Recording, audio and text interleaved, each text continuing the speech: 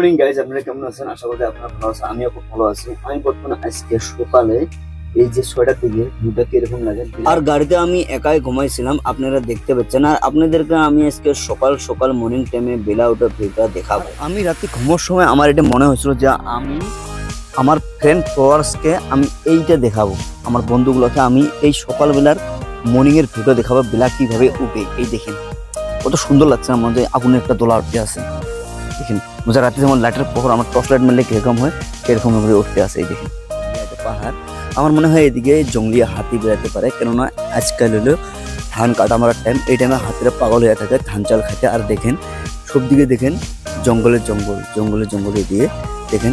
আর আমি main road থেকে অনেকটা এসেছি এসি পেট্রোল পাম্পের এদিকে থেকে। দেখেন কত দূর ভিতরে ঢুকছি, জানি না সকাল সকাল হাতি এদিকে থাকলে আমাকে মারে ফেলবে, আর আমি অত দূর যাবো না। এমন জায়গায় আমাকে দাঁড় করিয়ে রাখছে, না সুখে আছি না দুঃখে আছি, আমি নিজে জানি না, না সুখ না দুঃখ।